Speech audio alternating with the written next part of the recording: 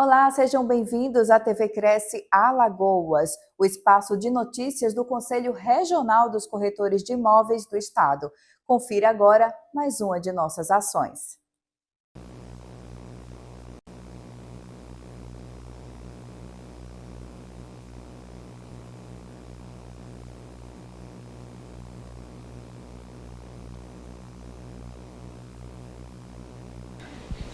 Bom dia, gente. Bom dia! Gente, primeiro eu queria que vocês escaneassem esse QR Code, é da Mazé e da Karina Franco. E aí, logicamente, eu pediria a vocês que as perguntas fossem feitas para ela após. Por quê? Porque eu já recebi reclamações de outras palestrantes e que ele não deu o conteúdo completo por ter sido intervenção de alguns colegas que estavam com dúvidas no momento da apresentação. Aí fica melhor e vai ser criado um grupo e a posterior, né, Mazé? Você permite que as pessoas possam tirar as dúvidas que tiverem da palestra das meninas com esse QR Code, ok? Bom, aqui quinta-feira agora, né, Nunes? Auros, o Epic. Tá lendo, né? Deixa ele botar aí. Depois o pessoal botar o QR Code aí. Tu bota o Epic. Depois tu volta, quando ela estiver falando, tu bota realmente depois no final. Gente, quinta-feira, quem não conhece o Epic, né, é um excelente produto lá na Barra de São Miguel. Esse produto ele é fantástico. A localização dele, eu, graças a Deus, já consegui vender dele. Mas vale a pena você vir conhecer esse empreendimento, viu? Próxima terça, utilização do Portal Cidadão. Quem sabe usar aqui o Portal Cidadão para emissão de TBI e tudo? Tá vendo? Então vocês que não levantaram a mão, não percam essa oportunidade, certo? Utilização do Portal Cidadão para emissão de TBI, consulta, utilização e informações. Isso aqui é muito importante, porque eu sei que tem gente lá da prefeitura que cobra acho que R$50, né? Corretor que paga, porque não sabe usar um Portal Cidadão, que é uma coisa bem fácil de utilizar. Então, terça-feira que vem, certo? O Rafael Protásio vai estar aqui e vai passar esse conhecimento para vocês. É importante que eu perguntei aqui, ninguém levantou a mão. Então é bom que vocês venham, ok? Além de nós termos a terça, vocês sabem que nós temos a terça da qualificação, que é essa que sempre tem uma pessoa com conhecimento para passar para vocês. A quinta do construtor. E agora o Nunes, junto com o César, inventaram a quarta. Não é, Nunes? Agora é interessante, certo? Porque é o seguinte, eu depois que aprendi a vender sistema de condomínio, cara, eu fiz assim um up na minha vida, entendeu? Porque eu sempre digo, quem tem conhecimento tem poder, entendeu? Então você conhecer como vender o produto, você consegue vendê-lo. Mas se você não conhecer, é difícil, né? Até porque o sistema de condomínio, há alguns anos, era muito queimado. Mas teve uma reviravolta no formato da construção por administração, que a gente chama construção por administração ou construção a preço de custo, não é? Que depois que você aprende isso aqui e vai para o mercado, eu digo a vocês, assim, da minha vida, me deu um up com a Record e Marroquim. Depois que aprendi isso, agora mesmo nós fechamos uma incorporação, isso tem 2 meses mais ou menos, por administração, ali na Praça do Acarajé. São 11 apartamentos, o apartamento mais barato, 6.300.000, certo? Eu entrei na incorporação e consegui vender um apartamento. Vou dar 2 para você. Mas ficou mais fácil para mim por conhecer a forma de vender. Porque não é só você tirar o pedido, é conhecer. Entendeu? Por quê? Porque o prazo é menor, não é? O prazo é menor, o prazo de construção também. Entendeu? A forma de você pagar, as prestações são bem maiores, só vai realmente quem tem negócio. Então, não percam, quarta-feira, se vocês querem aprender, e vale a pena aprender, que eu digo a vocês, conhecimento gera poder, ok? Agora eu queria, rapidinho aqui, 2 minutinhos, o Aires, sobe aqui, Aires. O Aires está com um sorteio para vocês. Certo? É interessante, o Aires tem uma parceria muito bom para corretor, em especial para quem não tem escritório, e isso é bom, né? Nós vamos ter aqui a sala do corretor, mas a sala do corretor que nós vamos construir, que está na nossa implantação, na nossa sede, que deve começar o ano que vem, ela não poderá ser usada conforme usa lá no escritório do Aires, né? Você pode vir aqui para pesquisar, para sentar, esperar um cliente chegar, mas não pode chegar e marcar com o cliente aqui para atendimento aqui. Você tem lá o parceiro que ele faz, certo? E logo após o Aires falar, eu chamaria também, poderia até subir já aqui, esse evento que vai começar hoje, certo? Com o Pereira Amorim vai falar também sobre conexão de venda, e vale a pena vocês assistirem, ok? Vou dar 5 minutinhos para você, depois ele, e aí vocês, depois as meninas sobem para começar a palestra realmente dita. Obrigado a todos, tenham um bom dia. Bom dia, pessoal. A nossa parceria aqui com o Cresce já está, acho que uns 2 anos, tá, pessoal? Nós somos do Experia Cowork, a gente fica ali na rua Pedro Américo, é um local bem centralizado, entrando no Senai em direção à Ponta Verde, é bem fácil, tá? Aquela principal. Hoje eu vim falar aqui, nós temos lá o quê? Temos salas privativas, tá? Que graças a Deus hoje a gente não tem nenhuma disponível, todas estão alugadas. Temos a nossa sala de reunião. Eu sempre costumo dizer quando eu venho aqui, que o corretor que não tem escritório, pessoal, ele deve atender o cliente num local adequado. Isso vai trazer credibilidade para vocês.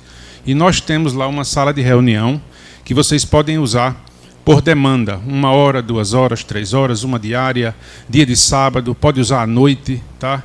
Então, assim, entrem no Instagram, dêem uma olhada lá na nossa sala de reunião, que vai ser interessante para vocês que ainda não têm escritório próprio, tá? E eu vim hoje, pessoal, falar especificamente de uma campanha que nós estamos lançando, tá? O foco nosso, esse fim de ano, é o escritório virtual, tá? Para quem não sabe, o escritório virtual é para aquele cliente ou corretor que está abrindo um CNPJ, mas ele não tem o local para a empresa. Ele não quer pôr na residência dele, tá? Salvo engano, se for apartamento, até nem pode mais, tá? Você ter o CNPJ se for apartamento, o endereço do CNPJ. E alguns contadores reclamam que às vezes o cliente até pede para colocar no escritório dele, o que gera um trabalho a mais para o contador, motivo pelo qual a gente tem muitas parcerias com contadores aqui de Maceió, tá? Então, qual é a nossa campanha? O corretor que precisa abrir um CNPJ e deseja colocar o endereço da sede lá no nosso coworking, ele vai participar do sorteio desse livro aqui, Avaliação de Imóveis e Perícias nos Tribunais, tá? Até o dia 31 de dezembro, nós vamos fazer a contabilidade e o corretor que vier até nós e contratar o serviço, a gente tem planos a partir de R$ 98,00 por mês, então são planos totalmente acessíveis e você vai trazer uma credibilidade maior para o seu cliente, tá? Valores, vocês vão ter o desconto que a gente tem aqui da parceria com o Cresce, tá? Se o corretor apresentar algum cliente conhecido dele que queira aderir ao serviço de escritório virtual, ele também vai participar do sorteio, tá? Não só ele, como quem ele apresentar, certo? Eu não sei se vocês conhecem esse autor, é o Petros Mendonça. Eu vi aqui que o currículo dele é interessante. Ele é advogado, especialista em direito imobiliário pela UFPE, professor de cursos de extensão da Faculdade de Direito e Administração de Pernambuco, professor do grupo Alfama Cursos, professor do curso de avaliação mercadológica imobiliária e perícias nos tribunais, sócio fundador do escritório de Souza Mendonça, advocacia, ex-corregedor federal do COFES e possui mais de 3.000 alunos formados pelo Brasil. Então, é um autor que vai agregar valor para vocês, tá? Avaliações de imóveis e perícias nos tribunais. Espero que vocês participem, tá certo? Como eu falei, o escritório virtual ele é hoje uma tendência, tá? Para diminuir custos, e vocês, tendo interesse em fazer a contratação, irão participar do sorteio, tá? Alguma dúvida, pessoal?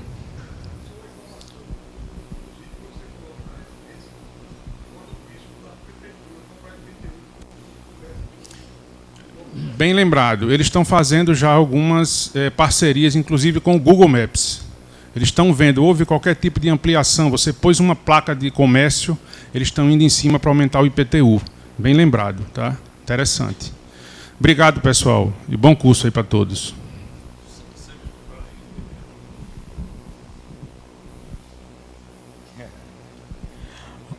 Olá, pessoal, bom dia. Muitas das pessoas aqui me conhecem, toda semana a gente está aqui com esse apoio institucional que a gente tem do CRES, todas as vezes que a gente precisa ter alguma coisa com relação à qualificação dos corretores, o CRES sempre está de portas abertas para vocês, para a gente, para que a gente traga isso para vocês. Então, mas para quem não me conhece, sou Sêmio, sou empresário do segmento de material de construção, de representação comercial e, além disso, também corretor de imóveis igual a vocês. E hoje a gente está iniciando um novo projeto nosso, que é a Lula Eventos, que é uma empresa de eventos, e estou aqui com o Pereira Amorim, o maior treinador de vendas do Brasil, pela primeira vez em Maceió, né? E a gente vai botar um QR Code aí para vocês e o Pereira vai dar uma simples palavras aqui com vocês e curta para adiantar, mas a gente vai colocar um QR Code aí para vocês que vocês podem clicar, e até a gente na realidade tinha tirado a promoção de compra 1 do primeiro lote e leva 2 ingressos, mas a gente vai manter principalmente para vocês corretores, já com essa parceria aí com o CRES. Então o Luiz vai botar o QR Code e já Pereira dá uma palavrinha para vocês. Obrigado, gratidão. Que isso, eu que agradeço. Bom dia, muito obrigado a todos do CRES. Tá? Para quem não me conhece, é Pereira Amorim Oficial lá depois. Né? Quero convidar vocês para que vocês possam estar lá hoje à noite. Faz 27 anos que eu atuo nessa área de atendimento e vendas humanizadas, que significa H2H. H2H é um processo, né, significa rumo de humano para humano. E eu falo que a maior técnica de vendas do mundo que tem não é vender, é ajudar o cliente a comprar. Quanto mais eu ajudo o cliente a comprar, mais eu vendo. Qual é o maior mercado do mundo? Para mim, o maior mercado do mundo é o mercado da informação. Eu dou informação para o cliente tomar uma ação. Tá legal? Já tenho mais de 45 lançamentos, para vocês entenderem, no Brasil. Não sou posicionado como especialista em lançamentos imobiliários, nem no segmento imobiliário, porque eu já atendo 143 segmentos no Brasil durante esses 27 anos. Mas o primeiro lançamento 100% online do mundo foi a gente que fez. Eu fiz ali em Balneário e Itapema. A gente jogou estratégia de prospecção de clientes internacionais e criamos um jargão chamado planta, aço e colhe construção. Planta, aço e colhe construção, porque as pessoas estavam com medo, principalmente na época da pandemia, tá legal? Então a gente criou esse jargão, planta, aço e colhe construção, e a venda foi 100% online. Tá legal? Então, hoje à noite eu vou estar falando um pouco sobre como transformar leads em vendas, como você usar a câmera do seu WhatsApp para vender para qualquer pessoa, tanto no Brasil quanto fora daqui. Tá? Fizemos lançamento agora na Ginkgo de Cuiabá, foram 605 milhões, o último processo agora em 6 meses de vendas, e principalmente pessoas sabendo como usar a câmera do WhatsApp e tecnologia para fazer uma prospecção e apresentação do imóvel à distância. Mas eu sou um cara old school, porque eu sou filho de caminhoneiro e costureira. Old school é igual vocês, de porta a porta, antigão, tá legal? Só para você ter uma noção, voltei a estudar com 27 anos de idade, tá? Então entra lá no meu Instagram, Pereira Amorim Oficial. Se você acredita que a informação e conhecimento que você tem te trouxe até aqui, e para ir para o próximo nível, você precisa de novos ambientes, conhecer novas pessoas, adquirir novos conhecimentos, processos, tecnologias e mentores, eu estarei lá hoje, tá bom? Vai ser um prazer estar aqui com vocês, parabéns mais uma vez, Sêmio. E lá a gente conversa, que falar até papagaio fala. Agora vamos lá, que faz 27 anos que eu sustento a minha família e muitas pessoas vendendo na porta a porta, tá legal? Na rua. E só para a galera do digital aí, para vocês entenderem, eu atendo mais de 44 infoprodutores. Só o Pablo Massal, eu dei 33 treinamentos da plataforma dele. Você gostando ou não dele, mas o cara tem resultado. E a galera me conhece principalmente como transformar leads em vendas, tá bom? Então eu espero você lá, compra um, ganha outro, pessoal aqui. E aí lá a gente conversa. Que falar até papagaio fala, beleza? Aí nós vamos para a prática lá, a brincadeira é outra. Tamo junto. Só finalizando, vai ser no Hits Lagoa da Anta, às 19 horas. Então aguardo vocês lá, obrigado. Gratidão ao Cresce, gratidão. Tchau, bom trabalho.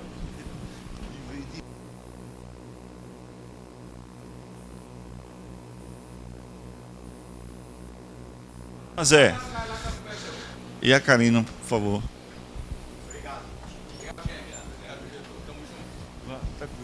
Galera, valeu.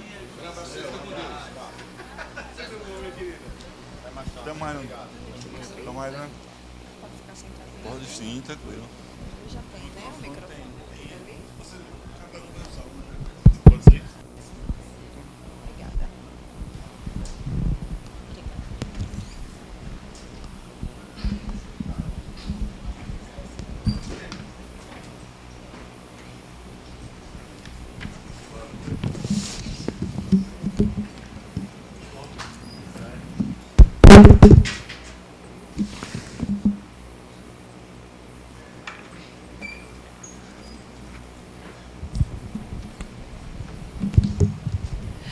Bom dia a todos e a todas.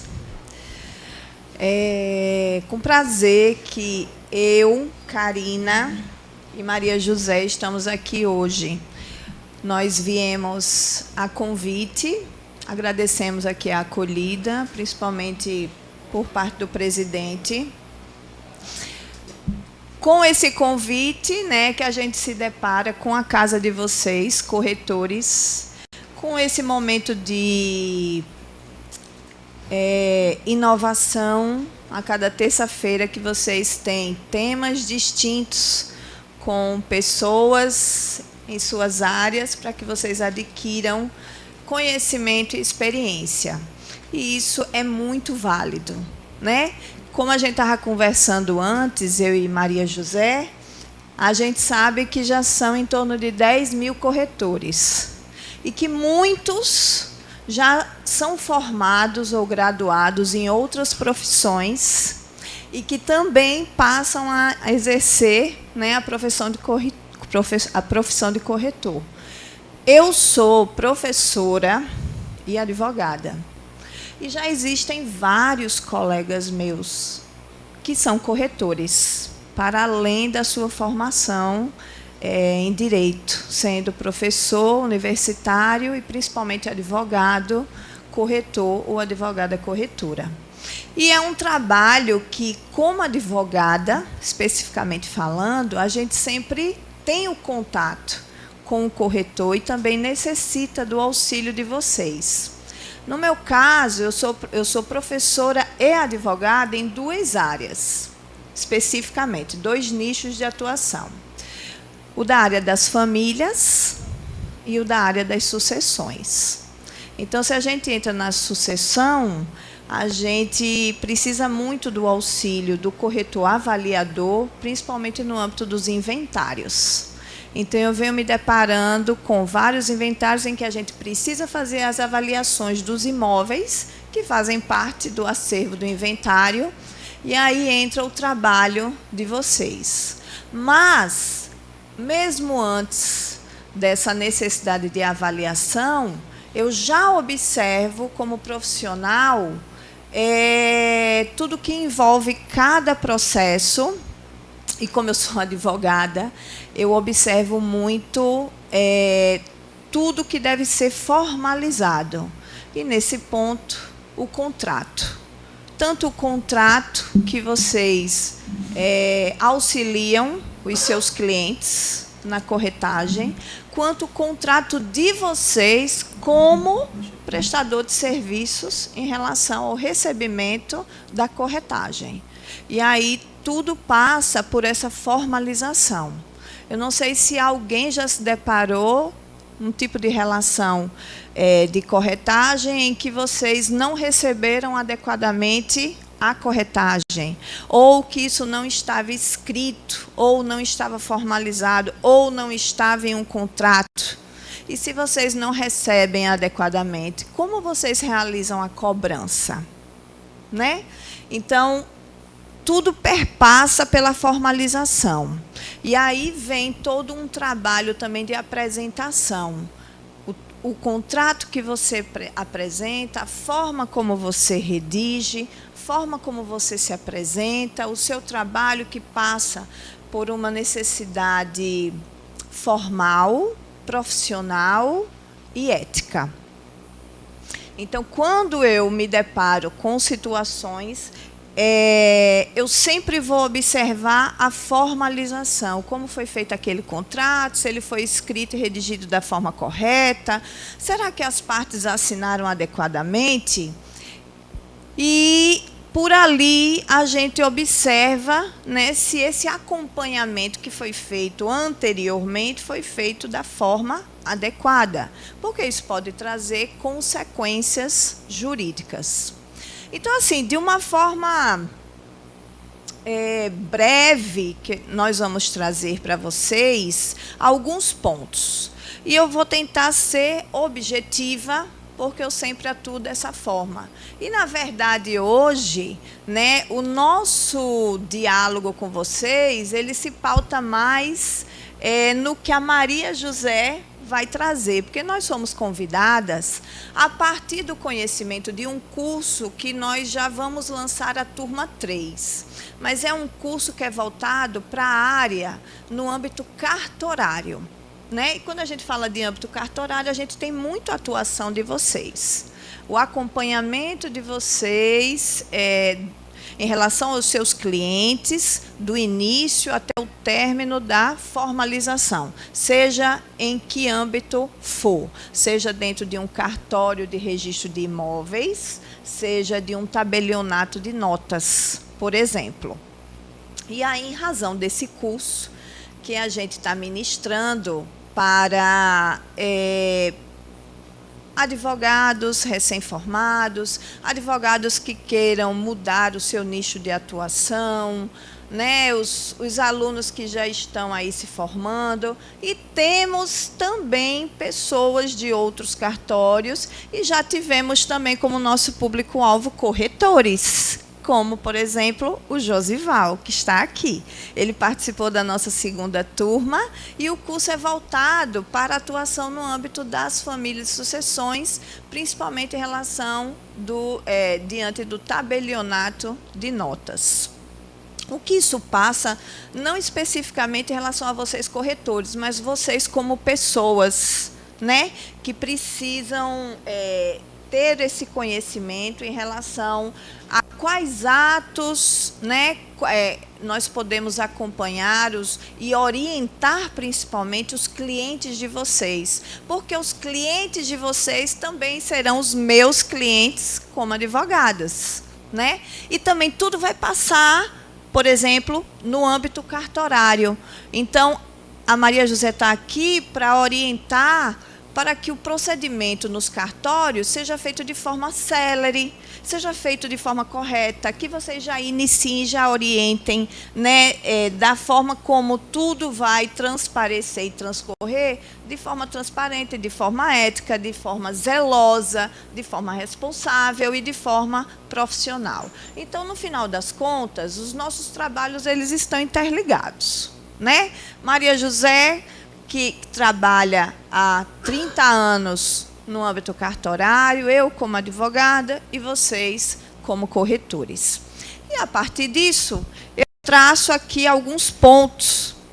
E como eu ainda sou do tempo antigo, tudo meu é por escrito, tudo meu é organizado, eu trago as pontuações para vocês. Então, me permitam fazer algumas pontuações antes da gente passar para Maria José. Bom, já me apresentei, meu nome é Karina Barbosa Franco, então eu sou professora, que inclusive, provavelmente eu vou chegar atrasada na minha aula, eu não vou conseguir dar a minha aula hoje no SESMAC, e sou advogada.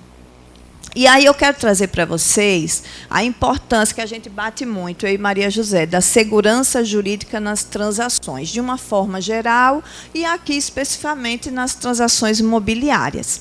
E para isso, o contrato particular que vocês já têm formalizado, já têm as suas minutas de contrato, né, elas sejam escritas da melhor forma possível, englobando todos os pontos necessários para que isso futuramente não acarrete novos conflitos e que, em qualquer seara, esse contrato, ele, na verdade, já contenha todos os seus requisitos, todas as informações, o que vai permitir que todo o procedimento, onde vocês forem, seja mais célere e seja mais objetivo. E, para isso, eu preciso destacar o papel do corretor, né, como intermediador de confiança e agente de responsabilidade. Em muitos negócios jurídicos, a primeira pessoa a quem se procura é justamente um corretor de confiança, um corretor que seja indicado.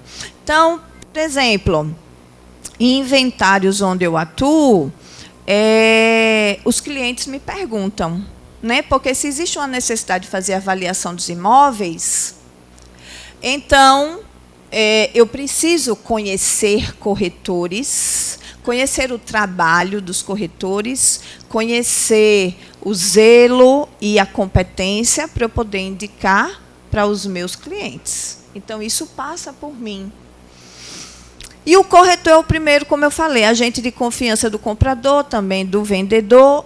Lembrando que um contrato mal elaborado pode gerar nulidades no âmbito jurídico, prejuízos financeiros e até responsabilização. Sim, é possível caber responsabilização. Da mesma forma que cabe responsabilização para o profissional liberal como advogado ou como advogada, também cabe responsabilização para o corretor diante de prejuízos que possam ser ou possam advir diante do seu trabalho em relação aos seus clientes. E tudo isso pode ser questionado onde? Pode ser questionado no âmbito judiciário e pode ser questionado aqui também no CRES, né, diante de procedimentos administrativos. Bom, a função prática que eu quero trazer para vocês de um contrato, primeiro é formalizar o negócio antes da escritura definitiva. Tá? E aí a gente vê várias situações em que as pessoas apenas fazem o contrato. Aliás, as partes envolvidas só têm interesse de realizar um contrato. Ah, está por escrito, então vamos fazer aqui uma compra e venda, e a partir daí o negócio jurídico ele não caminha por várias questões, principalmente financeiras. Se a gente está aqui falando sobre corretor de imóveis, né?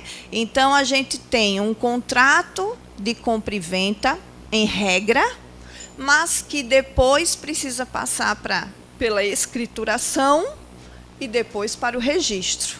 Quantas pessoas não têm a posse do bem, mas não são efetivamente os proprietários, se estamos falando de bens imóveis, porque não houve o registro. E não há o registro em muitas situações porque não há como se pagar, infelizmente, as taxas no cartório, seja em relação à escritura, seja em relação ao registro. E isso, juridicamente falando, pode trazer consequências mais para frente. Não no âmbito de atuação de vocês, mas em relação às pessoas que são partes, às pessoas que são compradoras. E a gente vê muito isso nos interiores da vida, né? Onde as pessoas só, por exemplo, para comprovar que tem uma chácara, um sítio, um terreno, só tem um recibo de compra e venda. Nem contrato é realizado. Se tem um contrato particular, que pode ser um contrato de gaveta, onde só as partes assinam e está lá guardadinho na gaveta. Mas e se depois ocorre a morte desse comprador? E aquele imóvel, como é que ele faz parte do inventário, porque faz parte da herança da pessoa falecida, consequentemente, de forma imediata para o direito, isso se transmite para os seus herdeiros, mas aquele imóvel não está regularizado. Aí entra a possibilidade da uso capião, que eu já soube que vocês já tiveram um momento aqui acerca desse tema específico e que não nos cabe falar sobre isso agora, mas a gente tem a uso capião extrajudicial no âmbito cartorário e temos a ação de uso capião que vai ser intentada se a gente não consegue realizar de forma extrajudicial. E de forma extrajudicial, mesmo que a gente estando, né, e defendendo a atuação no âmbito dos cartórios, porque eu, como profissional e como professora, eu defendo muito que várias questões que podem ser resolvidas entre as partes, elas podem ser resolvidas no âmbito cartorário, né, quando não existe o conflito. Porque a partir do momento em que existe o conflito, quem é que vai resolver por essas pessoas? Uma terceira pessoa, que será o juiz. Então, as questões serão levadas ao Poder Judiciário. E se a gente não consegue resolver de forma consensual a uso capião de forma extrajudicial, vai ser necessário entrar com uma ação de uso capião para resolver essas questões. Então, a partir do contrato, a gente tem uma compra e venda, a gente vai ter a mudança de titularidade efetivamente, né, com o registro, o que é importante, mas se a gente não tem a escritura e não tem um registro, só tem um contrato, então, para comprovar a posse e poder se tornar proprietário de bens imóveis, ou de bens móveis também, a gente já passa por um outro caminho, que seria pela uso capião. Então, nesse sentido, a gente tem vários dispositivos no Código Civil acerca dos negócios jurídicos, e dentro desses dispositivos, só para trazer para vocês e para relembrar, porque tem muita coisa que eu estou falando aqui para vocês, pessoas experientes que já atuam na área há muitos anos. Mas a validade do negócio jurídico perpassa por 3 requisitos que estão previstos no Código Civil. O agente capaz, ou seja, pessoas maiores de 18 anos, ter essa especificação, né, muito completa nos seus contratos é importante, principalmente se a gente vai trabalhar no âmbito do cartório, porque a Maria José vai dizer para vocês, olha, toda qualificação possível vocês precisam trazer para o seu contrato, para que no âmbito do cartório não haja devolutiva de necessitar de complementação. Então, se a gente peca pelo excesso, é melhor do que pela falta. E aí, nesse ponto, a gente entra em relação a pessoas, por exemplo, casadas ou que vivam em união estável, né? Então, se a gente tem pessoas casadas e que vivem em união estável, a gente sempre tem que observar qual é o regime de bens daquele casal. Porque se o regime for de comunhão, entendam, muita gente fala, é comunhão total. Tá? A nomenclatura correta é comunhão universal de bens e comunhão parcial de bens. Eu, aqui, ligeiramente passando a vista, arrisco dizer que as pessoas casadas que vivem em união estável aqui vivem sob o regime de comunhão parcial, porque é o regime legal adotado no nosso ordenamento jurídico a partir de 1977. Então, quem casou aqui, depois de 77, e não fez um pacto antinupcial, se foi casado, civilmente falando, ou na igreja, o regime é o de comunhão parcial. E se alguém fez o pacto antinupcial para alterar para comunhão universal, né? Então, estamos falando de um regime que vai agregar todos os bens daquele casal, ou os bens da vida inteira, de antes do relacionamento e durante, ou se ele for parcial a partir do momento em que se casa, ou se as pessoas vivem em união estável, então as pessoas têm que provar que passaram a viver em união estável, e a partir dali todo o patrimônio adquirido vai ser partilhado meio a meio. E aí entra a questão no contrato, né? Porque para comprar, para alienar, principalmente falando, as pessoas que vivem sob esse regime de comunhão universal e parcial precisam da autorização do outro cônjuge ou do outro companheiro. Então, sempre precisa haver a assinatura de ambos e essa autorização para que no futuro não haja arguição de nulidade daquele negócio jurídico. Então, isso também está dentro do agente capaz, da correta qualificação e dessa anuência do cônjuge, tá? Ou do companheiro. O objeto a ser tratado no contrato deve ser lícito, obviamente, possível e determinado. Quando a gente fala de imóvel, é importante trazer a descrição do imóvel conforme está na matrícula. Eu já me deparei com Eu acho que foi um contrato que no contrato trazia o número da matrícula do imóvel e aí eu fui no RI Digital para puxar a certidão de ônus atualizada daquele imóvel para instruir a minha petição de inventário.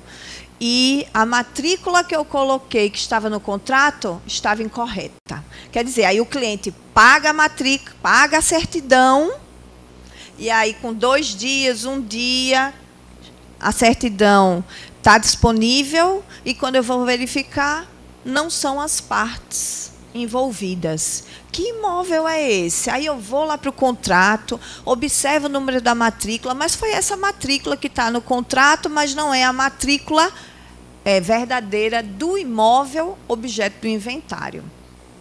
E aí eu não sei como foi que eu descobri, ou eu pedi pelo endereço, foi quando eu tive efetivamente a matrícula, a certidão correta, de acordo com a matrícula correta, mas a matrícula não era a que estava no contrato.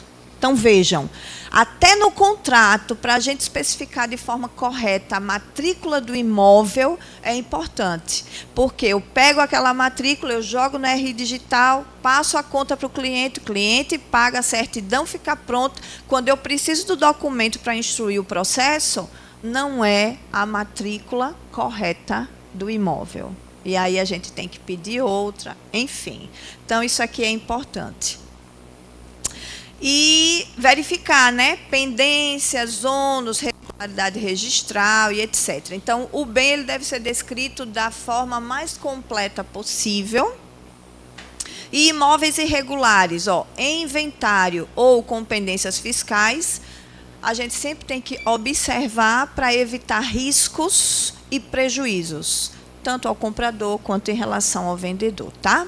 E, por fim, a forma prescrita, a forma prevista em lei ou não proibida.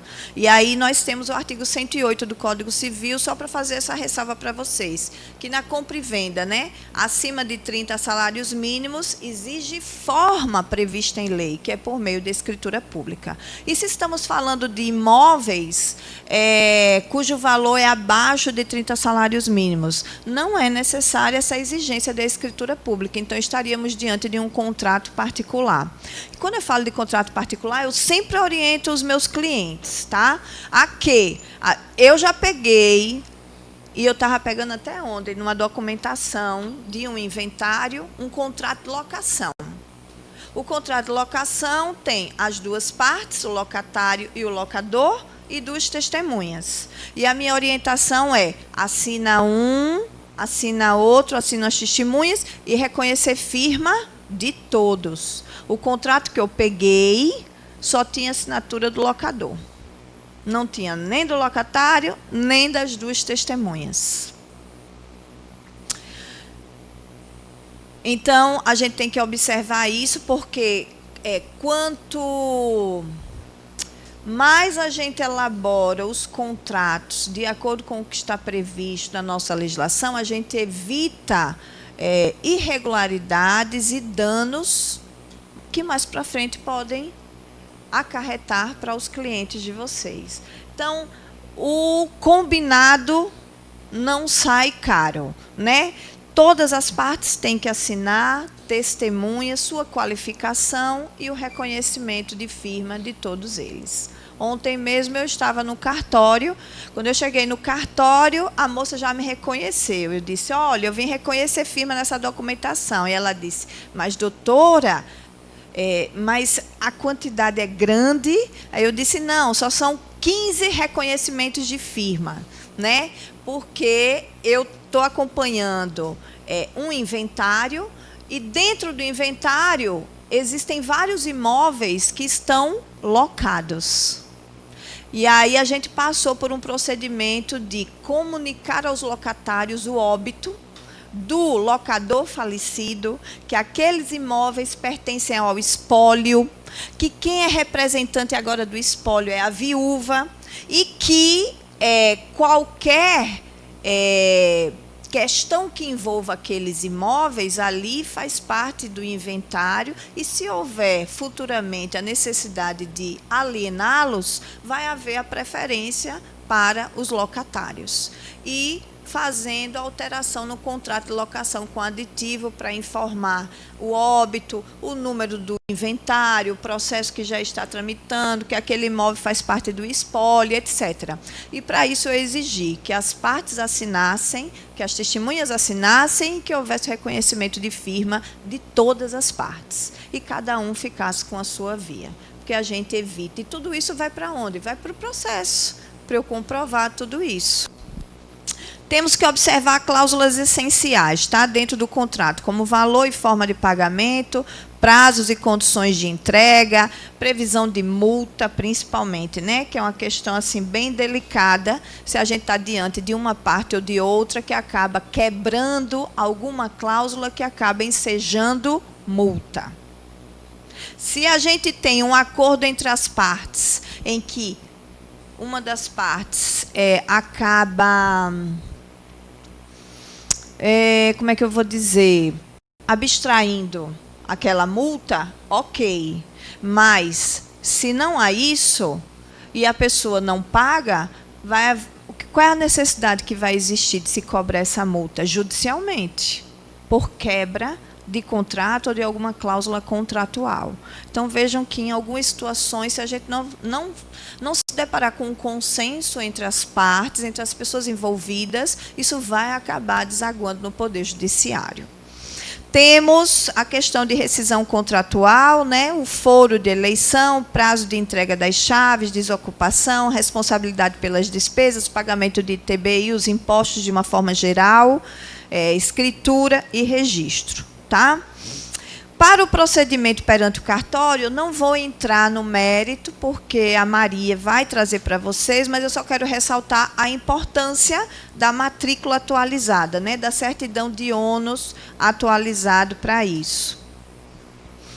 E temos, sem deixar de passar por uma questão importante em todo esse procedimento, na verdade, em todos os procedimentos. E foi algo que também que o presidente já falou aqui, que vocês já se depararam com esse momento, falando sobre a ética, né, a atuação ética do corretor em todos os procedimentos. E aí eu trago trago para vocês algumas pontuações apenas, né, porque faz parte do nosso tema, essa atuação do corretor de imóveis e a ética, a transparência. E que isso não vale apenas para vocês, mas para todos os profissionais envolvidos em todas as situações. Tá? Então, eu quero destacar para vocês, dentro do Código de Ética, o artigo 4º, que traz os deveres inerentes a vocês, e dentre eles eu destaco o dever de diligência e o de veracidade nas informações. Trazer sempre para o cliente as informações com precisão. E o artigo 6º, que traz as vedações, né, que podem acarretar prejuízo aos clientes ou para terceiros. Então, nós temos... prestação de serviços também é importância por meio de contrato escrito, aí é o contrato de vocês, é a prestação de serviço de vocês. E aí eu me deparei com outra situação em que uma pessoa que eu conheço, corretora, passou por todo esse procedimento auxiliando a cliente dela na alienação de um imóvel. E aí, ao final... a gente sabe que a corretagem é 5%, não é isso? 5%. E aí ela disse para mim, olha, eu só recebi X. E aí eu fui calcular de acordo com o valor do imóvel que foi vendido, e eu disse, mas isso que você ganhou não é nem 1%. Não é 1%. A que você tem direito. E mesmo assim você aceitou, porque a pessoa, quando vendeu, não colocou uma cláusula dizendo, olha, quando eu receber o pagamento total do imóvel, eu pago o restante. E ela disse, não, ela só me pagou isso, porque disse que não tinha dinheiro, etc, etc. E aí, tempos depois, eu disse a ela, olha, você tem um prazo de 5 anos para cobrar a corretagem. Está dentro do prazo. Pense direitinho, porque é o seu trabalho e é o seu esforço. E ela sempre ia do cartório, tinha devolutiva, aí pedia para mim uma documentação que eu precisava auxiliar, e no final ela só recebeu menos de 1%. Obviamente, no caso dela, não tinha contrato de prestação de serviços, tá? O contrato faz a prova para a gente efetivamente mostrar o que foi pactuado entre as partes e o que não foi adimplido, mas eu disse a ela, e ainda está no prazo, e até hoje eu digo, pense direito, porque você não ganhou 1% e você está no prazo. Então, esse prazo, que eu também quero salientar para vocês, está no Código Civil, artigo 206, parágrafo 5º, inciso 1º. É a pretensão de cobrança de dívidas líquidas, constantes de instrumento público ou particular. Então, é aquela história, né? É casa de ferreiro, espeto de pau. Né? Eu sou advogada e em várias situações da minha vida eu sei como eu devo orientar os meus clientes e eu sei o que está previsto na lei, mas às vezes a gente acaba deixando passar quando a situação nos envolve. Mas vocês, além de acompanhar, ter zelo na confecção dos contratos dos seus clientes, em quaisquer relações, também tenham essa preocupação em relação aos honorários de vocês, tá? Em estipular, em ter o contrato. Eu sempre tenho o meu contrato de prestação de honorários advocatícios. Sempre eu passo uma proposta. Olha, a proposta dos honorários é essa. Aceita ou não aceita? Aceito. Então, agora eu vou passar a confeccionar o contrato de honorários advocatícios. Então, eu passo tudo para o contrato e exijo que a outra parte, que é o meu cliente, assine o contrato. Eu tenho a minha via e ele tem a via dele. Porque se eu não receber os meus honorários, eu tenho a prova documental para postular no âmbito judicial os meus honorários. E eu já tive situação de o meu cliente dizer assim, eu vou desistir, numa mensagem de WhatsApp, achando que desistência é simplesmente comunicação no WhatsApp. Então, a gente trabalha, eu dou entrada, eu acompanho, e em um determinado momento a gente se depara com a situação, mulher, não vou não, eu vou desistir, eu não quero mais isso para mim, isso está me causando conflito, então eu vou desistir. Aí eu fui no contrato, peguei a cláusula de desistência, sem justificativa, e disse, olhe, no contrato, na cláusula tal, está previsto que para a desistência se paga uma multa equivalente a 10% do valor X. Aí ela pensou direitinho e não desistiu. Porque desistência não é simplesmente, hoje eu vou desistir do processo e envia uma mensagem de WhatsApp. Porque se trata do nosso trabalho. E da mesma forma que eu atuei desse jeito, vocês também podem levar para vocês, confeccionar os seus contratos e também prever a questão de desistência ou de rescisão imotivada. Tem um prazo de 5 anos se o pagamento não for feito de forma consensual, porque eu sempre incentivo que os conflitos, em qual seara e em qual relação for, eles primeiro têm que passar pelo consenso. Vamos tentar um acordo, vamos tentar uma conciliação. Se ela for infrutífera, então a gente parte para o âmbito judiciário.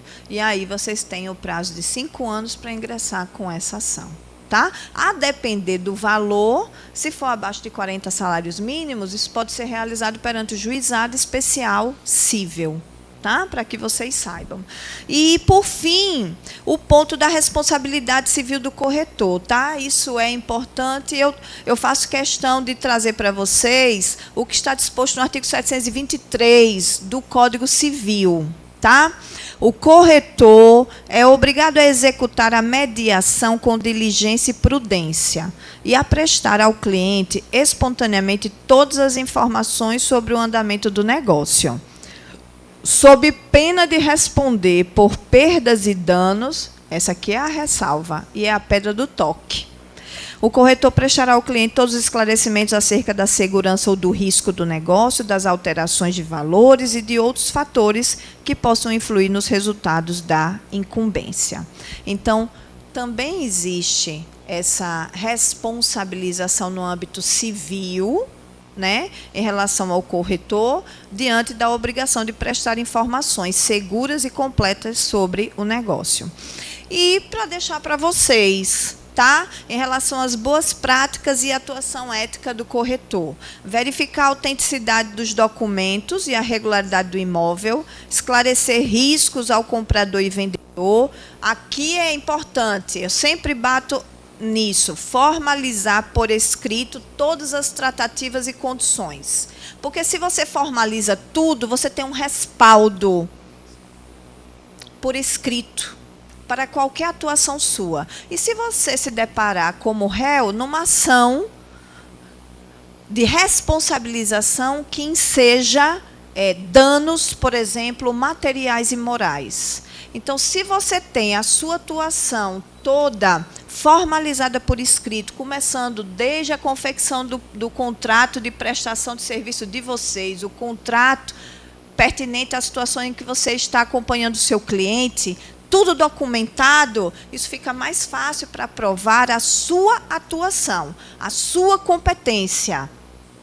Porque futuramente, né, isso minimiza, vamos pensar assim, minimiza ou evita conflitos que podem desaguar no Poder Judiciário.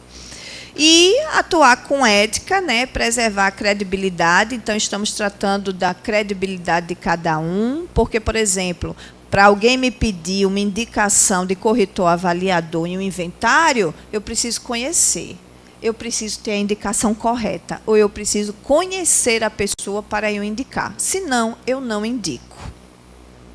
E isso passa pela credibilidade. E a segurança no mercado, tá? E a atuação ética envolve não prometer registro sem documentação regular, orientar o cliente sobre custos e prazos, respeitar a competência técnica do tabelião e do registrador, alguns exemplos de condutas, né, éticas, não ocultar pendências do imóvel, não intermediar negócios sabidamente irregulares, registrar por escrito, olha aí, todas as tratativas. Tá? Eu estou batendo bem nesse ponto, porque é importante. E, no final, o contrato deve seguir os requisitos legais, a verificação da matrícula, principalmente se a gente está tratando com imóveis, né? Verificar a titularidade em relação àquele imóvel, a cadeia, né, dentro do certidão de matrícula dos titulares, e a ética, que tem que perpassar, na verdade, por todo esse procedimento que envolve a atuação do corretor. Então, assim, de forma breve, de forma objetiva, eu espero, se eu contribuir com alguma informação que vocês não tinham conhecimento, então, para mim, já valeu a pena estar aqui. Tá certo? Muito obrigada.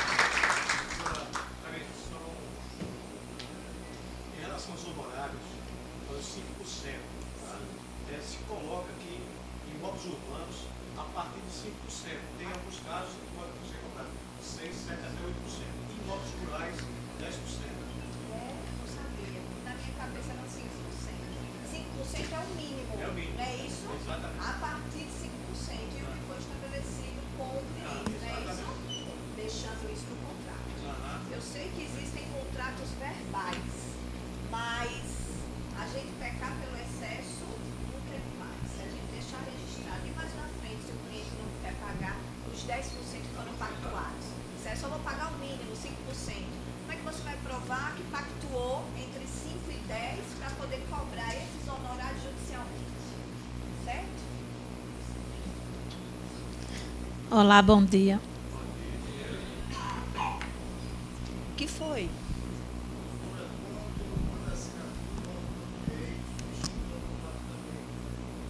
Olhe, pode substituir, mas eu ainda, por exemplo, para o Poder Judiciário, esse tipo de assinatura não é reconhecida.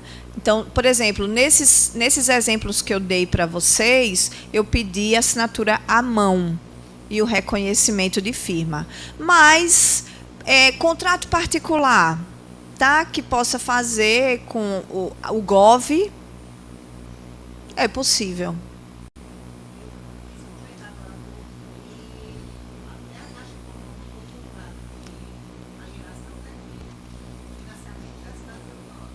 Também, né? Não, ele entendeu? Agora, se eu chego no Poder Judiciário, para algumas situações, não se admite a assinatura GOV. Admite-se só por extenso, à mão e reconhecendo firma. Mas, em várias situações, o GOV, ele otimiza, né? Ele é prático.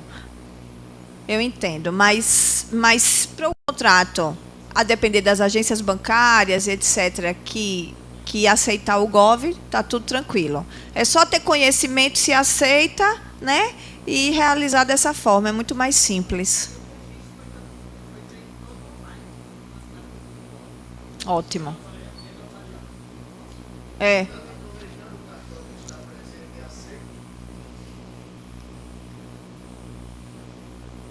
Oi, bom dia. O cartório que eu trabalho é de notas. Então, assim, eu não sei o procedimento do registro. Até onde eu sei, não aceita. Até onde eu sei, não aceita. Mas vocês podem usar o e-notariado. É bem melhor do que o GOV. Você ia perguntar.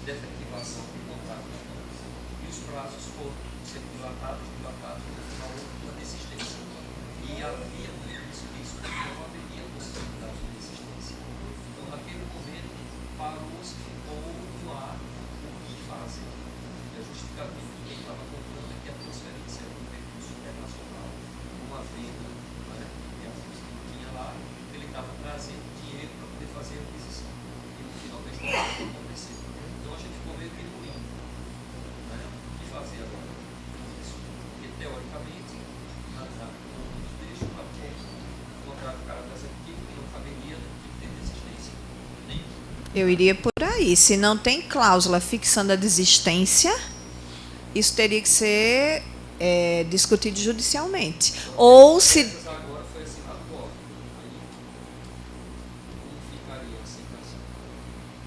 E quem devolveu? Foi o cartório? Não, chegou a ser efetivado o cartório. O contrato ainda está em posse, as partes sem negociar, aguardando apenas a data que foi dada para poder ser efetuado.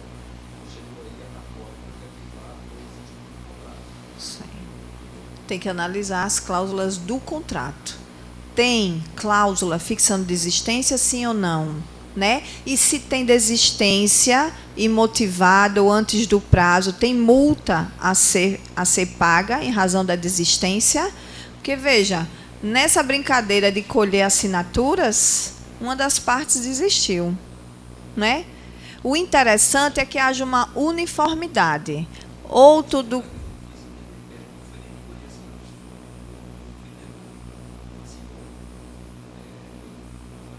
A mão, isso. E o comprador.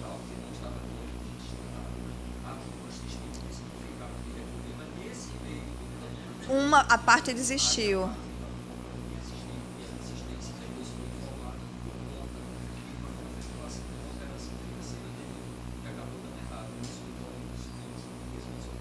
Mas a gente tem as duas partes que assinaram, não é isso que você está falando, sendo que uma digital e a outra.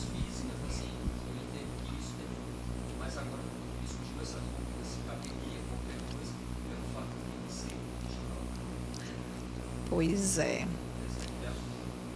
Se eu fosse a parte que não desistiu, eu discutiria isso.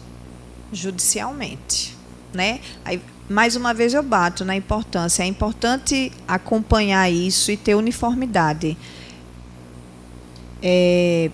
Ou todas digitais, ou todas à mão e reconhecida firma, da forma mais breve que for, mas se houve a desistência, aí a gente tem que parar para analisar e estudar o caso, se as duas partes realmente assinaram. O que não assinaram foram as testemunhas. E aí vem, será que esse negócio jurídico tem validade até então, sendo que uma assinatura foi à mão e a outra foi eletrônica. Não houve tempo das testemunhas assinarem, mas mesmo as duas partes assinando, uma de forma eletrônica e a outra à mão, o negócio jurídico tem validade, né? Essa é a questão.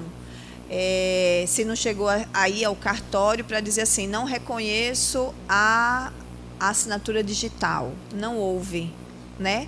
E se a assinatura digital ela é reconhecida em vários órgãos públicos, principalmente a assinatura do GOV, então eu seguiria a linha de que o contrato ele foi assinado,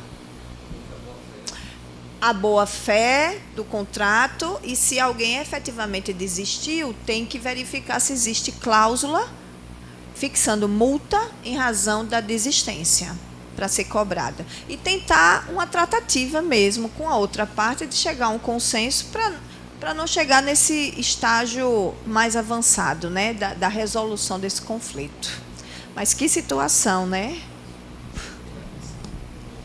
Agora que tem que ser pelo notariado mesmo, porque uma alteração de estado civil que apareceu lá no cartório, eu ajudei as partes, porque o casal que alterou o estado civil estava fora, e foi assinado pelo GOV e o cartório devolveu. Aí eu tive que refazer, emitir um outro para ir por SEDEX, eles assinarem, reconhecerem firma e devolver por SEDEX. Então, assim, uma mera alteração de estado civil, o cartório de registro recusou, que dirá registrar um contrato, né? Bom dia, meu nome é Maria, muitos aqui já me conhecem, trabalho no cartório há 30 anos, e é nos bastidores do cartório que as vendas realmente elas se concretizam, não é isso? E aí hoje eu vou mostrar para vocês, trazer para vocês um passo a passo para evitar devolutiva, né? Muitas devolutivas eu vejo lá no cartório, aparecem muitos corretores que levam as certidões de ônus com gravames, já com tudo certinho, toda a documentação, vendedor-comprador, mas quando a gente vai analisar a certidão de ônus, tem uma indisponibilidade, tem uma penhora, não deu baixa na hipoteca, né? Principalmente quando os imóveis são financiados, né? Que houve a quitação, e aí não solicitaram nem a baixa junto ao agente financeiro, né? Então, assim, tudo é tempo, né? E tempo é uma coisa que ninguém pode perder hoje em dia. E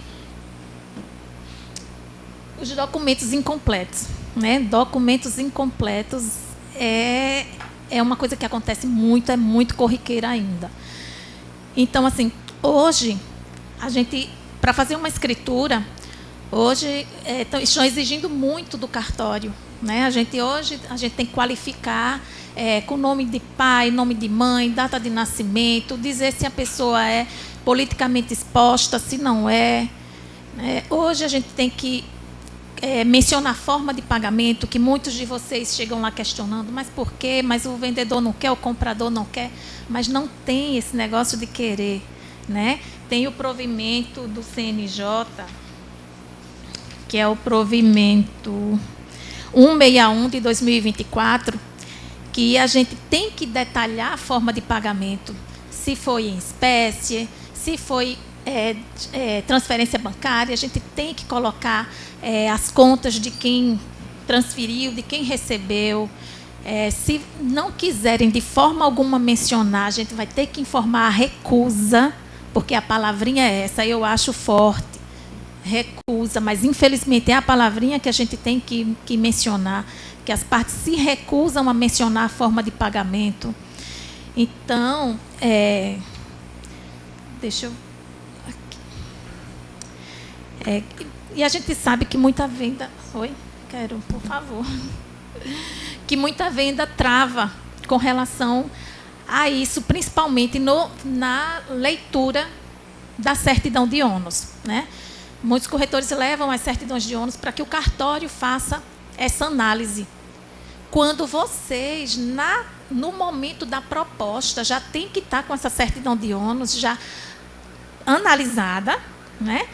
E vendo que o imóvel realmente não tem gravame nenhum, para poder apresentar aquele imóvel, aquele sonho para quem está comprando, né? Porque quem compra um imóvel compra um sonho, né, de uma vida.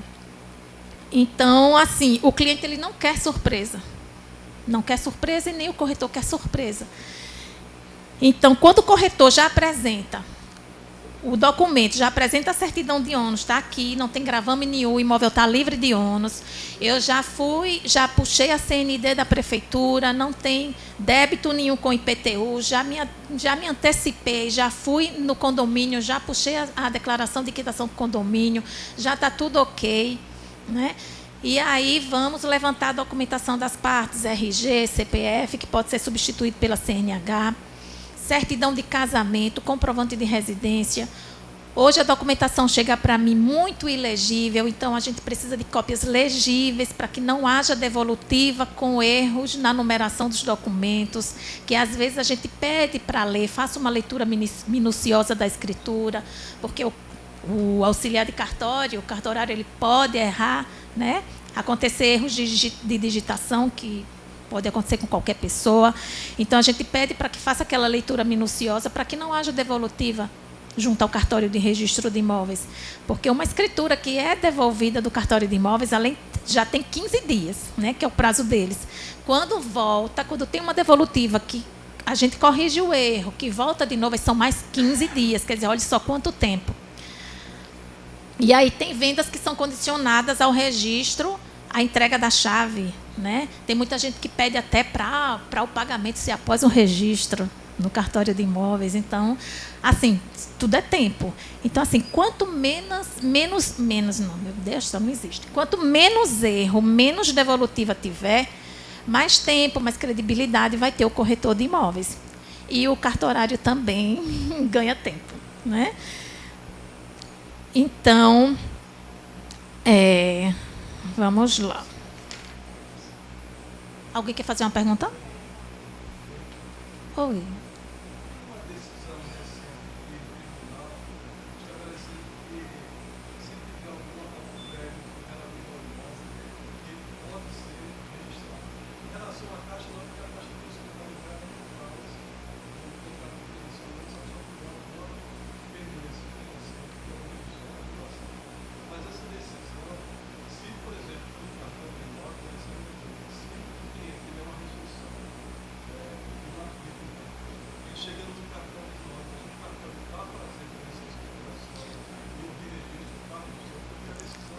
A gente menciona na escritura que existe a dívida que o comprador se responsabiliza, mas a gente não pode dar certeza que o cartório de registro vai registrar.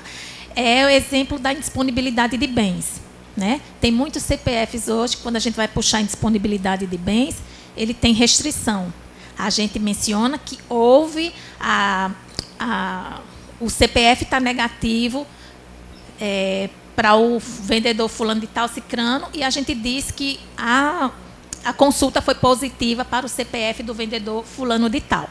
A gente faz a escritura, a gente só não garante que o registro vai ser feito o registro no cartório de imóveis, tá certo? Mas a gente faz a escritura, mencionando.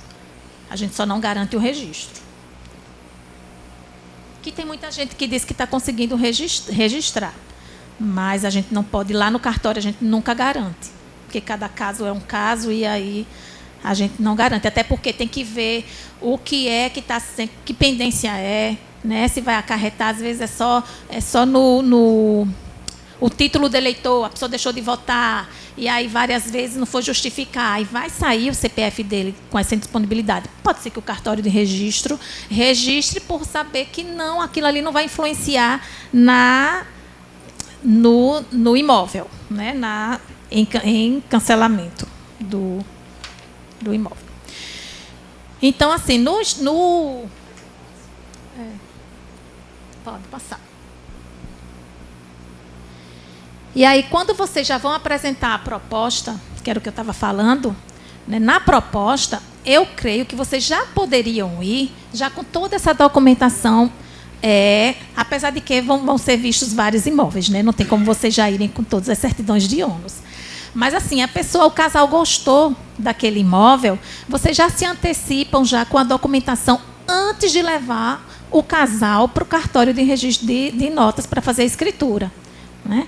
Por quê? Porque ali, quando eles chegarem, que a gente fizer uma análise da certidão de ônus, e aí eles lá dentro do cartório, já prontos para assinarem a escritura, já com aquela ansiedade, e aí vai vir a frustração da gente dizer, olha, infelizmente tem um ônus aqui, não foi dada a baixa da hipoteca, o estado civil do vendedor foi alterado, ele comprou solteiro, hoje ele é casado, a gente vai ter que fazer uma alteração do estado civil. Tem uma pré-notação no rodapé da certidão de ônus também, que aí vocês têm que ver também, se atentar a isso, para ver o que é que está acontecendo, por que está aquela pré-notação ali. E, às vezes, dessa pré-notação, ela vincula uma outra matrícula. Vamos puxar a certidão dessa outra matrícula para ver o que é que está acontecendo, se vai impedir a venda, se não vai. Então, tem muitos corretores que, infelizmente, ainda não sabem fazer essa leitura, levam as escrituras para a gente com a certidão de ônus ainda sem ter feito uma leitura e sem ter visto que o vendedor alterou o estado civil, alguém faleceu, né? Aí vamos fazer o inventário, isso tudo para quem está com aquele sonho ali de assinar sua escritura, né? Já vai ser uma frustração. No financiamento, né? Quando tem o financiamento bancário. Quando tem um financiamento bancário, na verdade, todo mundo sabe que o verdadeiro dono é o banco, né?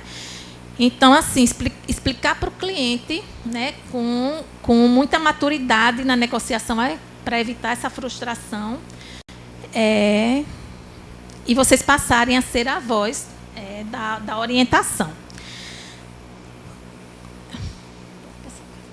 Então, assim, o que é que o cartório de notas hoje precisa?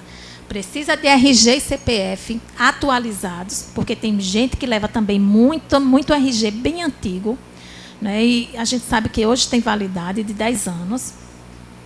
Legíveis, cópias legíveis. A certidão do Estado Civil recente.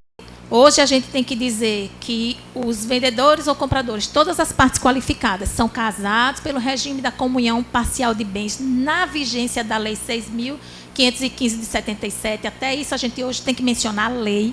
Se for casado com comunhão universal de bens, casado pelo regime da comunhão universal de bens antes da vigência da lei, né?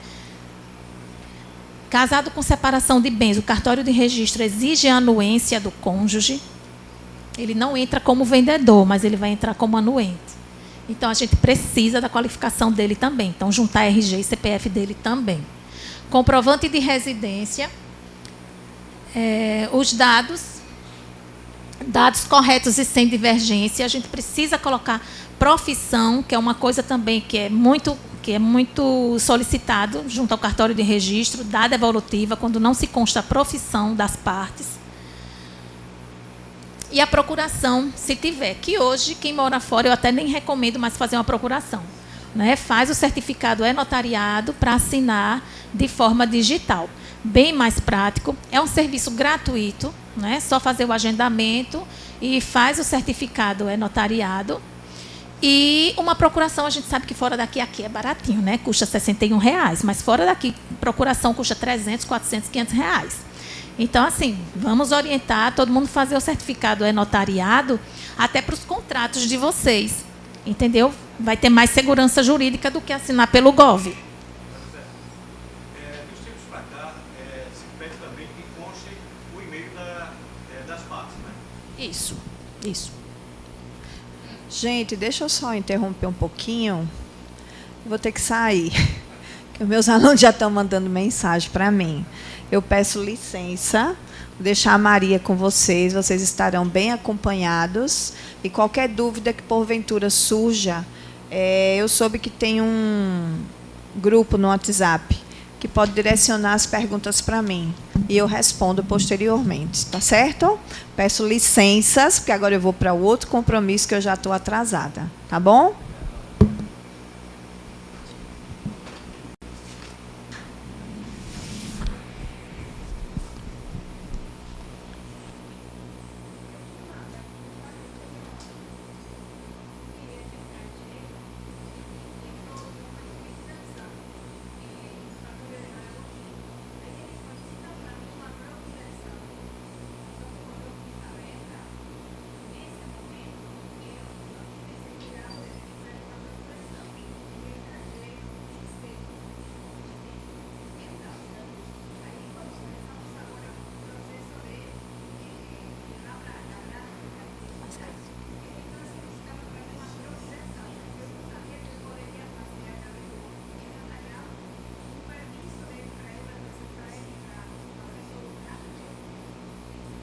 Pode, pode.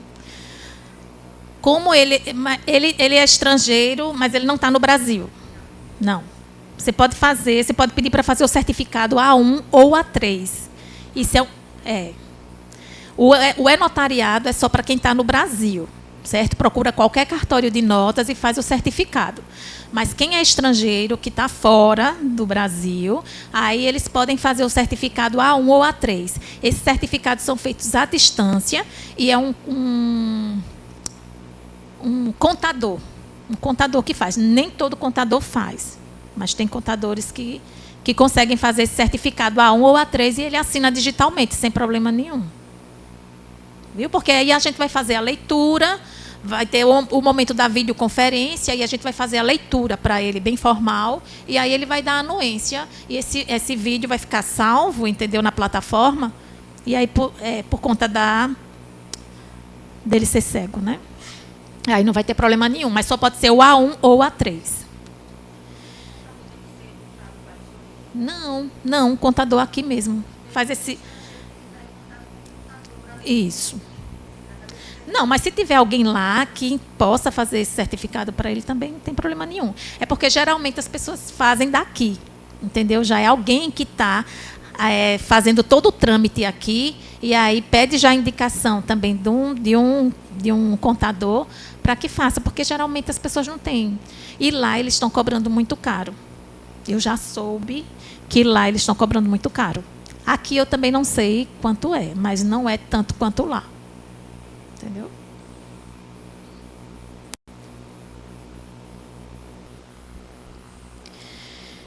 E aí vocês vão ter que sempre também, quando vê a certidão de ônus, que for conversar com seus clientes, os vendedores principalmente, é ver a questão do estado civil, né?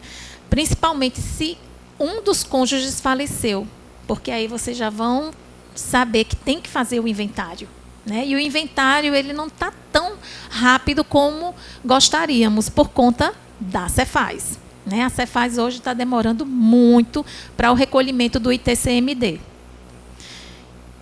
Então isso aqui já é uma coisa que vai atrasar muito a venda de vocês. Divorciou também, teve filho menor, tem filho menor, não pode ser extrajudicial por enquanto. Por quê? Porque não temos o canal com o Ministério Público ainda. Então, também já vai travar a venda. Divorciou, a gente só fez o divórcio, não colocamos o imóvel na partilha. Não tem filho menor, pode extrajudicializar. Aí a gente rapidinho faz a partilha desse bem posterior ao divórcio, a verba na matrícula e está pronto para ser feita a escritura desse imóvel. Então, assim, o Estado Civil ele tem que estar sempre atualizado na matrícula do imóvel, senão vai travar a venda. A certidão negativa pessoal.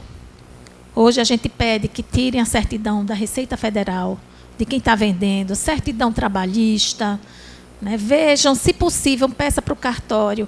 Você poderia verificar, por favor, se tem alguma indisponibilidade no CPF dessa pessoa, porque eu estou trazendo uma escritura e eu já queria me antecipar para ver se tem alguma disponibilidade no CPF dele ou não, já para passar para o meu cliente, para não ter surpresa. A gente faz essa pesquisa sem problema nenhum. A certidão de casamento, que ela sempre tem que constar o regime de bens, que, por incrível que pareça, tem muitas certidões que o cartório, por alguma falha, omite. Aí a gente precisa pedir para o cliente voltar no cartório, ir lá, pedir para que conste o regime de bens, porque é muito importante hoje, para tudo, o regime de bens. E aí eu já falei do divórcio, né, que tem que estar se divorciou, casado, vai vender divorciado, tem que estar averbado o divórcio na matrícula do imóvel. Herdeiros presentes, né, no caso do inventário, mas aí isso tudo, para ele estar presente, para eles estarem presentes na venda, vai ter que haver o inventário, né?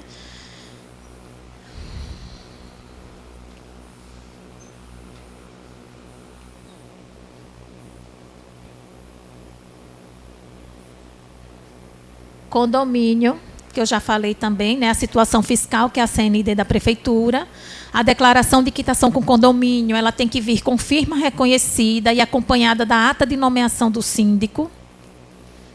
Agora, tem muito conjunto que não tem, né? Aí a gente pede para o subsíndico assinar, né? As certidões negativas essenciais, né, que eu já falei, que são as pessoais, que é a da Receita e a trabalhista, que elas são muito importantes.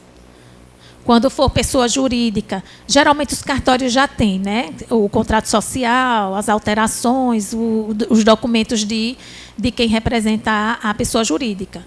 Mas se não tiver, se for uma pessoa jurídica que não seja alguma das construtoras que a gente já é acostumado a trabalhar, e contrato social, suas alterações, e RG e CPF da pessoa que vai representar a empresa. Conferir titularidade, né, do vendedor, que é o que eu já falei, fazer a análise completa da certidão de ônus, ler bem direitinho, ver em nome de quem está, se é só um vendedor, quantos vendedores são,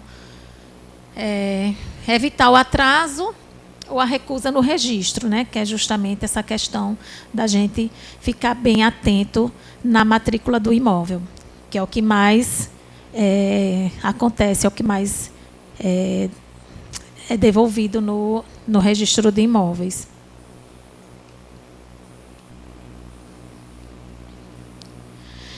Outra coisa é a questão de quando tem um usufruto vitalício. Se o imóvel vai ser vendido e tem usufruto vitalício, a venda entre as partes, só não tem nenhum agente financeiro, a renúncia do usufruto ela pode ser feita no corpo da escritura, para não perder tempo, você se antecipar, fazer uma renúncia do usufruto, perde tempo no registro, 15 dias, para depois sair a matrícula para poder ser vendido. Não precisa. Vocês dão entrada com o vendedor, comprador e o renunciante do usufruto. E aí vai tudo no corpo da mesma escritura. Outra coisa é a questão que eu falei, mas se tiver alteração do estado civil, também a gente não precisa mais antecipar. A gente, no corpo da escritura, comprou solteiro, está vendendo casado, a gente pode pedir alteração do estado civil na própria escritura. Então, no corpo da escritura, a gente já abre um tópicozinho pedindo para o cartório já alterar esse estado civil de solteiro para casado. E aí já não perde 15 dias lá no registro de imóveis. O problema do casado para divorciado é que tem que estar partilhado bem. Entendeu? Aí essa situação é que não pode. Porque aí no divórcio eles têm que dizer o imóvel ficou em condomínio ou o imóvel ficou só para uma das partes. Se ficou em condomínio, ótimo, porque a gente vai pedir só alteração do estado civil realmente, porque os dois vão vender e a gente vai só pedir alteração do estado civil. Nesse caso, sim. Mas se ficou, geralmente fica para um dos cônjuges. Aí é que não pode. Porque aí vai ter imposto. O imposto sobre os 50% desse que abriu mão para o outro. A hipoteca. No caso do usufruto, você só antecipa se for uma venda com financiamento. Aí o agente financeiro realmente vai pedir para fazer a renúncia do usufruto antecipadamente, já para constar na matrícula do imóvel. A hipoteca, alienação fiduciária, penhora, bloqueio judicial. Com esses gravames na matrícula do imóvel, a gente não consegue fazer a escritura, certo? A gente só consegue fazer a escritura se tiver o usufruto vitalício, porque a gente sabe que o usufrutuário vai assinar na escritura. E aí foi o que eu falei, que no financiamento o imóvel é do banco, né? Tem que dar a baixa do ônus, né, que é obrigatório, somente depois é livre para a nova venda. E orientar o comprador evita a ilusão. Erros que atrasam, né? O documento vencido, nome divergente com certidão, matrícula antiga. A certidão de ônus, todo mundo sabe que só tem validade por 30 dias. E hoje está ótimo, né, com o ONR. Você pagando por Pix a certidão, às vezes sai até no mesmo dia, né? Então, assim, não precisa mais esperar 3, 4 dias úteis para ter uma certidão de ônus hoje. E faltando a certidão, falta a peça, que é a peça principal, né? O raio-x do imóvel vendido por vocês.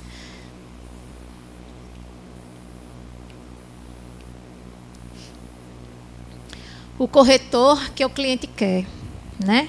O corretor que o cliente quer é o que domina, né? Que domina o processo, que resolve rápido, que gera confiança, que vira referência e indicação, né? E é isso que aqui o Cresce faz com vocês, né? Qualificando vocês, né? E os cartórios também, viu? Cartórios querem os corretores como parceiros, né? E é isso.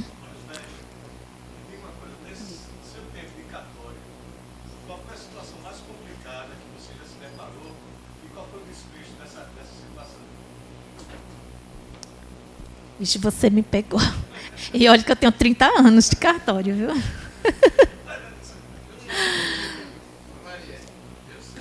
Sabe? O Torino sabe.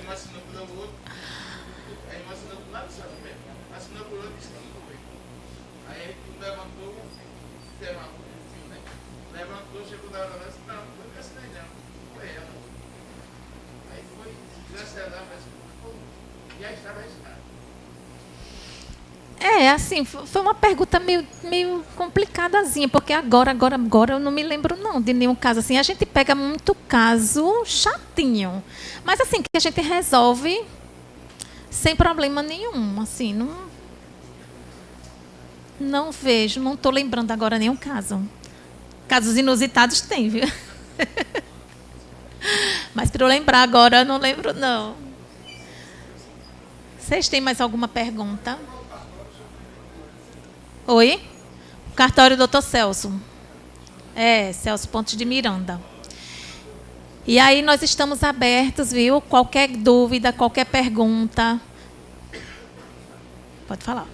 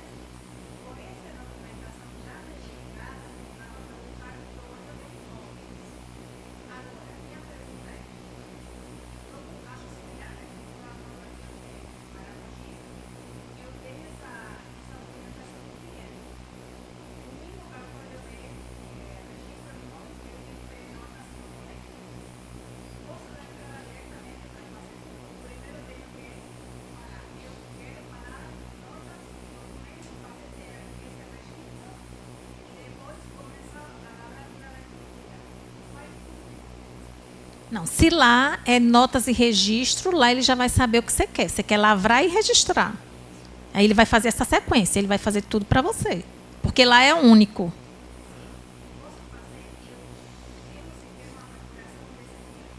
Não, porque vai precisar da assinatura dele. Você pode dar entrada, mas aí vai precisar da assinatura dele digital. Se você já tiver o certificado, se ele já tiver o certificado digital lá, e aí você pode dar entrada, mas na hora da assinatura vai precisar dele.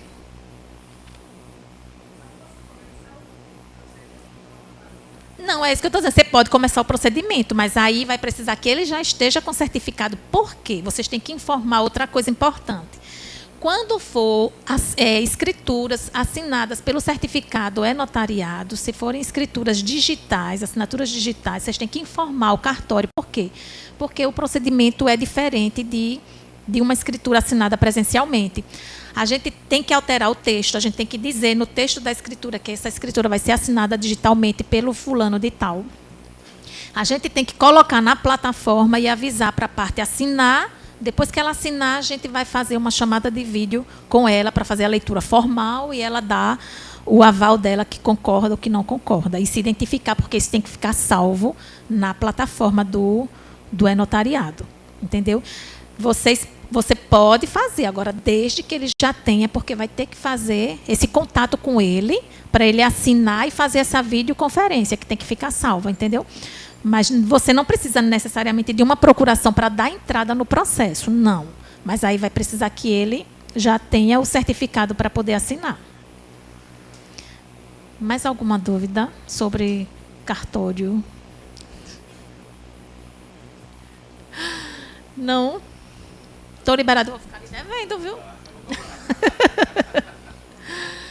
Pois é, minha gente. Então, muito obrigada. Obrigada pela presença, obrigada ao Cresce. E estamos juntos.